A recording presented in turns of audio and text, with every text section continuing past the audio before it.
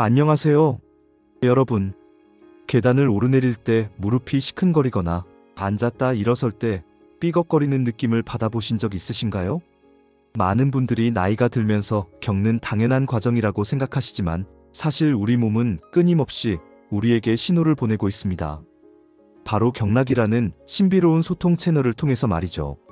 오늘 영상에서는 바로 이 무릎 통증과 우리 몸의 에너지 고속도로 12경락과의 놀라운 관계에 대해 쉽고 재미있고 아주 자세하게 파헤쳐 볼까 합니다.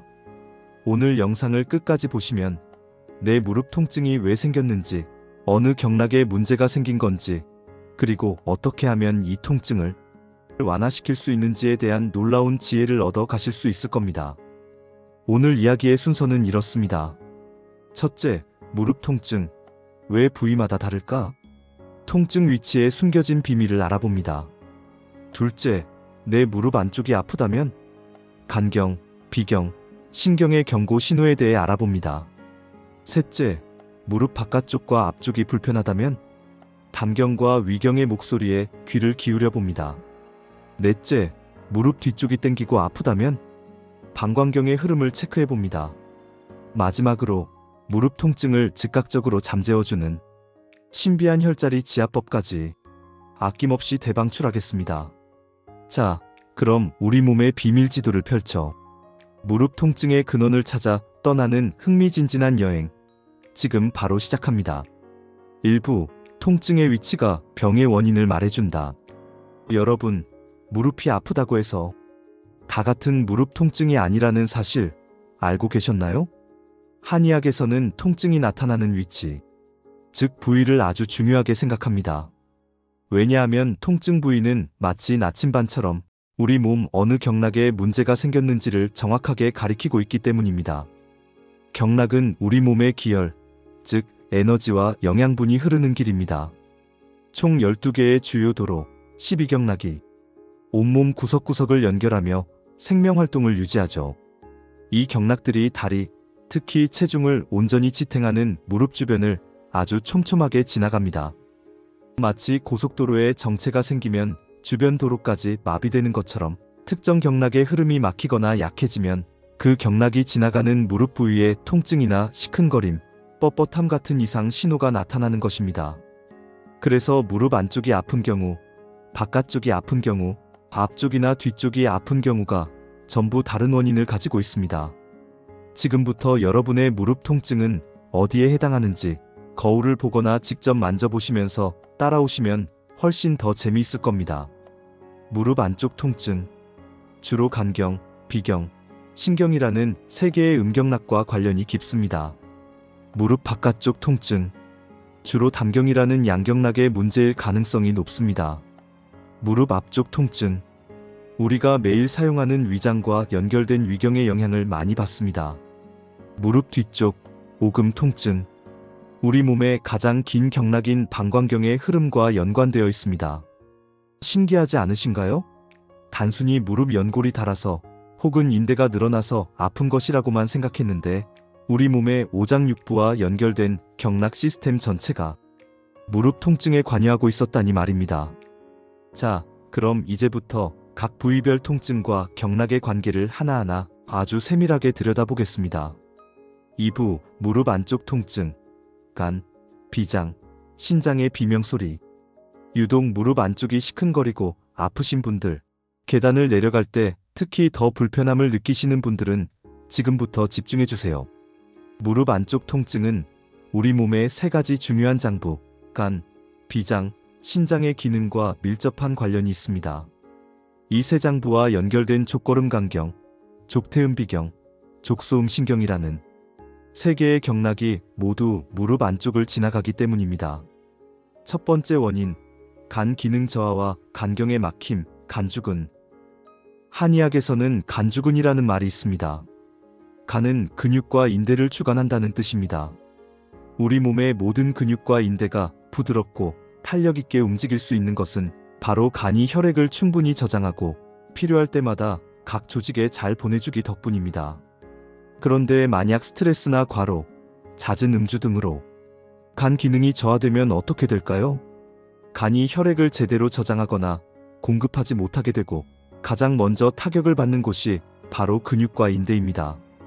특히 우리 몸의 체중을 지탱하며 가장 많은 일을 하는 무릎 관절 주변의 인대와 힘줄이 영양을 제대로 공급받지 못해 뻣뻣해지고 약해지면서 통증이 발생하게 되는 것이죠.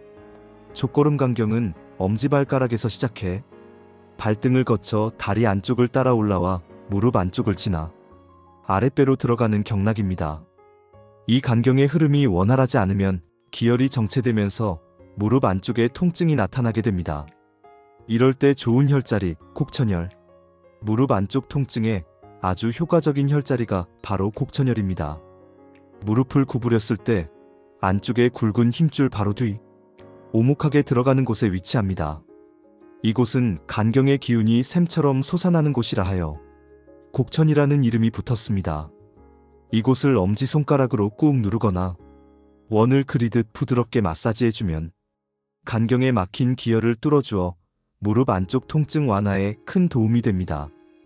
두 번째 원인, 비위 기능 저하와 비경의 약화, 비주기육. 두 번째 원인은 바로 소화 기능과 관련이 깊습니다. 한의학에서는 비주기육이라고 해서 비장은 사지와 근육을 주관한다고 봅니다. 여기서 비장은 서양의학의 비장 스플린과는 조금 다른 개념으로 음식물을 소화, 흡수하여 우리 몸에 필요한 영양분, 즉 기혈을 만들어내는 총괄 사령부 역할을 합니다. 만약 식사를 불규칙하게 하거나 소화가 잘 안 되는 음식을 자주 먹어 비위 기능이 약해지면 우리 몸은 영양분을 제대로 흡수하지 못하게 됩니다. 자연스럽게 팔다리 근육에 힘이 빠지고 살이 푸석푸석해지며 탄력을 잃게 되죠. 무릎 주변의 근육들도 마찬가지입니다. 근육이 약해지면 관절을 튼튼하게 잡아주지 못해 무릎이 불안정해지고 작은 충격에도 쉽게 통증을 느끼게 됩니다. 족태음비경은 엄지발가락 안쪽에서 시작하여 다리 안쪽, 즉 간경의 바로 앞쪽을 따라 올라와 무릎 안쪽을 거쳐 복부로 이어집니다. 소화 기능이 떨어져 비경이 약해지면 이 경락이 지나가는 무릎 안쪽에 힘이 빠지는 듯한 통증이나 붓기가 나타날 수 있습니다. 이럴 때 좋은 혈자리, 음능천혈과 혈해열. 비경에서 무릎 통증의 중요한 혈자리는 음능천과 혈해입니다. 음능천은 정강이뼈 안쪽을 따라 무릎 쪽으로 쭉 쓸어 올리다 보면 뼈가 툭 튀어나온 부분 바로 아래, 오목하게 들어간 곳입니다. 이곳은 몸에 불필요한 습기를 제거해 붓기를 빼주는 효과가 뛰어납니다. 혈해열은 무릎뼈 안쪽 위, 손가락 3마디 정도 올라간 지점으로 이름처럼 혈액순환을 왕성하게 하여 통증을 없애주는 아주 중요한 자리입니다. 이 두 곳을 함께 지압해주면 비경의 기능을 활성화시켜 무릎 주변 근육을 튼튼하게 만드는 데 도움이 됩니다. 세 번째 원인, 신장 기능 저하와 신경의 허약 신주골. 마지막으로 무릎 안쪽 통증은 뼈 자체의 문제와도 관련이 있습니다. 한의학에서 신주골이라는 말이 있는데 이는 신장은 뼈를 주관한다는 의미입니다. 신장은 우리 몸의 전기, 즉 생명의 근원 에너지를 저장하는 곳입니다. 이 전기가 뼈를 튼튼하게 만들고 뇌수를 채우며 노화와 성장을 조절합니다. 나이가 들면서 신장의 전기가 점차 약해지면 뼈가 약해지고 골밀도가 낮아지는 이른바 퇴행성 변화가 시작됩니다. 무릎 연골이 닳거나 뼈 자체가 약해져서 나타나는 통증은 바로 이 신장의 기능과 직결되어 있는 셈이죠. 족소음 신경은 발바닥 중앙의 용천혈에서 시작해 안쪽 복사뼈 뒤를 돌아 다리 안쪽 가장 뒤편을 따라 올라와 무릎 안쪽 오금 부위를 지나 척추를 따라 올라갑니다. 신경이 허약해지면 무릎이 시리고 뼈마디가 쑤시는 듯한 통증이 나타나기 쉽습니다. 이렇게 무릎 안쪽 통증은 간, 비장, 신장이라는 세 장부의 건강 상태를 반영하는 거울과도 같습니다. 단순히 무릎만 치료할 것이 아니라 근본 원인이 되는 장부의 기능을 회복시키는 것이 무엇보다 중요하다고 할 수 있겠습니다. 3부, 무릎 바깥쪽과 앞쪽 통증, 담과 위의 경고등. 이번에는 무릎 바깥쪽과 앞쪽이 아프신 분들을 위한 이야기입니다. 무릎 바깥쪽이 아파서 다리가 오자로 휘는 것 같거나 계단을 오를 때 무릎 앞쪽이 시큰거리는 증상은 각각 담과 위의 기능과 깊은 연관이 있습니다. 무릎 바깥쪽 통증과 담경, 족소양 담경. 무릎 바깥쪽이 아픈 경우는 대부분 족소양 담경의 문제입니다. 담경은 눈 바깥쪽에서 시작해서 머리 옆면, 어깨, 몸의 옆구리를 타고 내려와 엉덩이, 허벅지 바깥쪽, 무릎 바깥쪽을 지나 네 번째 발가락으로 끝나는 아주 긴 경락입니다.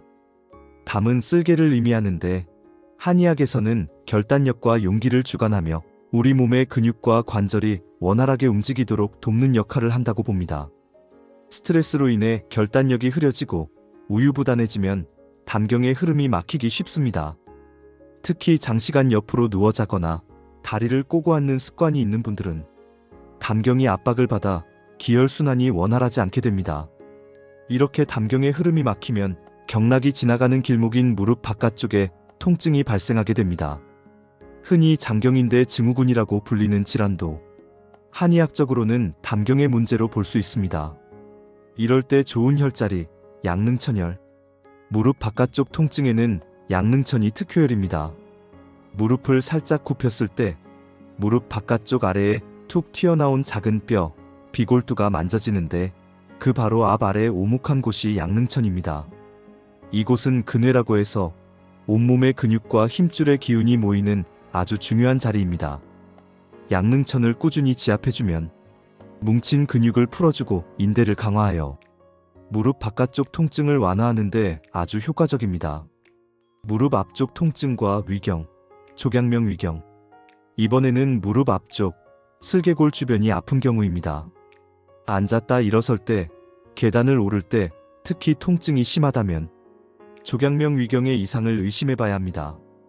위경은 눈 바로 아래에서 시작해 얼굴, 목, 가슴, 배를 지나 허벅지 앞쪽과 무릎을 정면으로 관통하여 두 번째 발가락에서 끝나는 경락입니다. 이름 그대로 소화기관인 위장과 직접적으로 연결되어 있죠. 평소 과식을 하거나 급하게 먹는 습관, 찬 음식을 즐기는 식습관은 위장에 큰 부담을 줍니다. 위장에 열이 쌓이거나 기능이 저하되면 위경 전체의 기혈순환이 막히게 되고 이는 곧바로 무릎 앞쪽 통증으로 이어질 수 있습니다. 무릎에 물이 차거나 붓고 열감이 느껴지는 증상도 위경에 습하고 뜨거운 기운 수별이 찼을 때 나타나기 쉽습니다. 이럴 때 좋은 혈자리, 스란혈과 족삼리혈. 무릎 앞쪽 통증에는 무릎의 눈이라고 불리는 스란혈과 무병장수의 명혈, 족삼리가 아주 좋습니다. 스란혈은 무릎을 구부렸을 때 슬개골 바로 아래 양옆으로 오목하게 들어가는 곳입니다. 안쪽을 내스란, 바깥쪽을 외스란이라고 하는데 두 곳을 동시에 꾹꾹 눌러주면 무릎 관절의 순환을 직접적으로 도와 통증을 빠르게 완화시킬 수 있습니다. 족삼리는 외스란에서 손가락 4마디 정도 아래 정강이뼈 바깥쪽에 위치합니다. 이곳은 위경의 기운을 조절하고 우리 몸의 전반적인 기운을 북돋아주는 아주 강력한 혈자리입니다. 족삼리를 꾸준히 지압하거나 뜸을 뜨면 위장 기능이 강화될 뿐만 아니라 무릎 주변의 근육과 인대가 튼튼해져 통증 예방에 큰 도움이 됩니다. 사부, 무릎 뒤쪽 통증, 방광경의 흐름을 보라.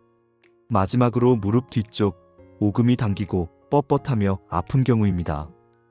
허리를 숙이거나 다리를 쭉 펼 때 통증이 더 심해진다면 이는 우리 몸에서 가장 길고 큰 경락인 족태양 방광경의 문제일 가능성이 높습니다. 방광경은 눈 안쪽에서 시작하여 이마, 정수리를 지나 목 뒤, 등, 허리, 엉덩이를 거쳐 허벅지 뒤쪽과 무릎 뒤쪽 오금의 정중앙을 지나 새끼발가락에서 끝납니다. 그야말로 우리 몸의 뒷면 전체를 총괄하는 경락이라고 할 수 있습니다. 방광경은 신장과 표리관계, 즉 짝을 이루어 몸속의 수분 대사와 노폐물 배출을 담당합니다. 또한 척추 양옆을 따라 흐르면서 오장육부의 중요한 혈자리 배수혈들이 모두 모여 있어 우리 몸의 건강 상태를 총체적으로 반영합니다. 오래 앉아 있거나 허리에 무리가 가는 자세를 자주 취하면 등과 허리 쪽의 방광경 흐름이 먼저 막히게 되고 그 영향이 아래로 내려와 오금 부위에 정체되면서 통증을 유발합니다. 흔히 좌골신경통이라고 부르는 증상도 방광경의 흐름과 밀접한 관련이 있습니다. 이럴 때 좋은 혈자리 위중혈, 무릎 뒤쪽 통증과 허리 통증을 동시에 잡는 명혈이 바로 위중혈입니다. 위중혈은 무릎 뒤쪽 오금의 정중앙, 맥박이 뛰는 곳에 위치합니다.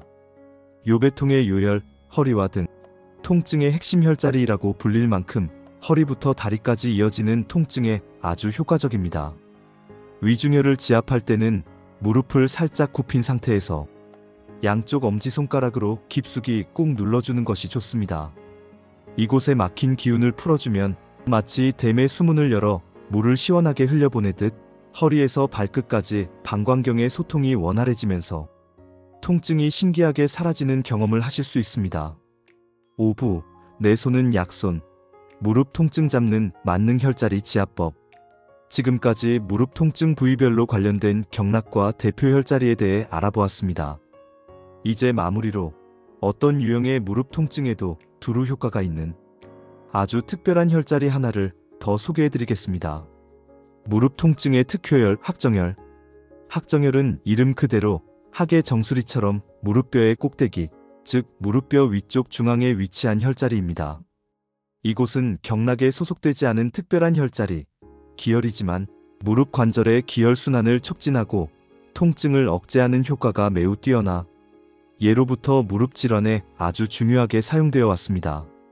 의자에 편안하게 앉아 무릎을 굽힌 상태에서 양손의 엄지와 검지를 이용해 학정혈 주변을 꼬집듯이 혹은 깊게 원을 그리며 마사지해 주십시오. 처음에는 통증이 느껴질 수 있지만 꾸준히 풀어주면 무릎 주변 전체가 시원해지고 가벼워지는 것을 느낄 수 있습니다. 오늘 알려드린 혈자리들을 기억해 두셨다가 텔레비전을 보실 때나 잠자리에 들기 전에 꾸준히 지압해 보세요. 내 손이 바로 내 무릎을 살리는 최고의 약손이 될 수 있습니다. 오늘 우리는 무릎 통증이라는 하나의 증상을 통해 우리 몸의 오장육부와 십이경락이 얼마나 유기적으로 연결되어 있는지를 함께 살펴보았습니다. 무릎 통증은 단순히 무릎만의 문제가 아니라 간과 신장이 허약해지고 비위 기능이 떨어졌다는 우리 몸의 간절한 신호일 수 있습니다. 무릎 통증에 진통제만 의존하기보다는 생활 습관과 식습관을 점검하고 오늘 배운 경락과 혈자리 마사지로 몸의 근본적인 균형을 되찾으려는 노력을 해보는 건 어떨까요? 오늘 내용은 무릎 건강을 위한 참고 지식으로만 활용하세요. 무릎 질환의 원인은 매우 다양합니다. 그러므로 전문적인 치료는 꼭 의사 선생님이나 한의사 선생님께 맡기시기 바랍니다. 오늘 영상이 여러분의 100세 건강에 작은 등불이 되기를 진심으로 바랍니다. 내용이 유익했다면 구독과 좋아요, 그리고 공유 부탁드립니다. 저는 더욱 유익하고 재미있는 건강 정보로 다시 찾아뵙겠습니다. 감사합니다.